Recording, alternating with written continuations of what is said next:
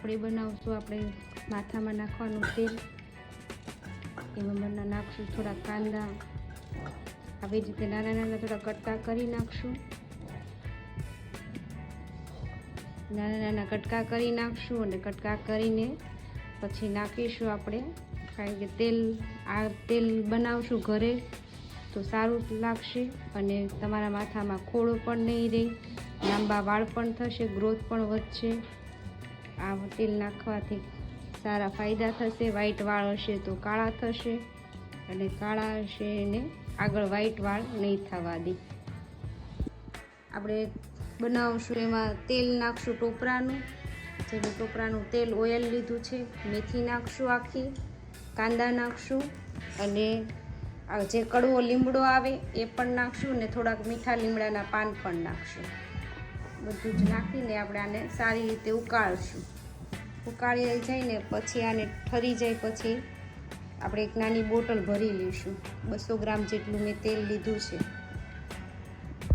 મેં લોખંડનું કડાયું લીધું છે નાનું, એમાં તેલ થોડીક વાર આને નાખીશું અને આને થોડીક વાર ગરમ થવા દેશું. પછી એમાં થોડા કાંદા નાખી દઈશું ને લીમડો નાખી દઈશું.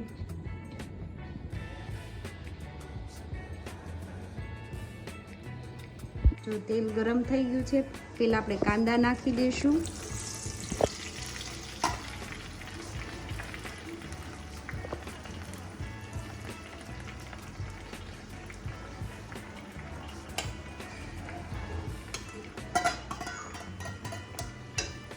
થોડીક વાર કાંદાને આવી રીતે રહેવા દઈશું.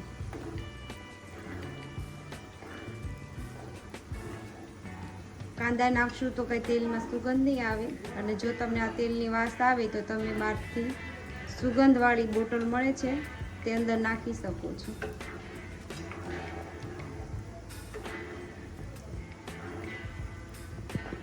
હાલ કાંદા એકદમ લાલ થઈ જવા દેવાના છે. ત્યાર પછી લીમડો નાખશું આપણે. પછી લીમડો પણ એકદમ થઈ જશે કડકડિયા જેવો, એકદમ સુકાઈ જેવો. ત્યાર પછી બધું ઠરી જાય પછી એક બોટલમાં ભરીશું. આ રીતે કાંદા થોડાક લાલ થઈ જશે, જોઈ શકો છો તમે. પછી હવે આમાં આપણે પાંદડા નાખી દઈશું બધા જ. મેં 5 થી 6 ડાળી લીધી હતી કડવા લીમડાની. પછી સાથે સાથે મીઠો લીમડો પણ હારે એડ કરી દઈશું, મેથી પણ હારે જ એડ કરી દઈશું. હવે આ બધાને સરસ રીતે ઉકાળી લેવાનું છે, એકદમ મસ્ત થઈ જશે. જોઈ શકો છો આ બધાનો કલર ફરતો જાય છે. તો આ પાન બધા જ ઓલા એકદમ સુકાઈ ગયા છે. મેથી પણ સરસ થઈ ગઈ છે હારે, અને તેલનો કલર એ પણ બદલી ગયો છે. જો એકદમ પીળાશ ઉપર આ તેલ થઈ ગયું છે, જોઈ શકો છો.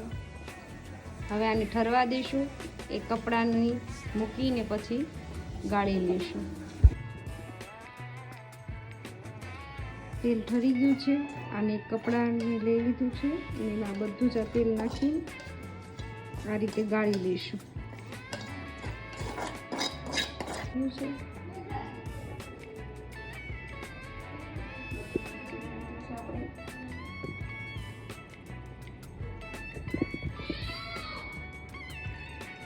આ રીતના આપણે ગાળી લઈશું અને નીચવી નાખશું બધું જ.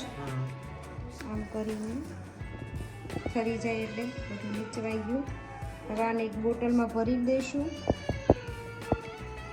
અને આપણે ઘસી ગયું. રોજે સવારે નાખી દેવાનું. રાતે તમે ધોઈ નાખશો, અઠવાડિયું આવી રીતે કરશો તો તમારા વાળમાં ખોડો પણ વયો જશે.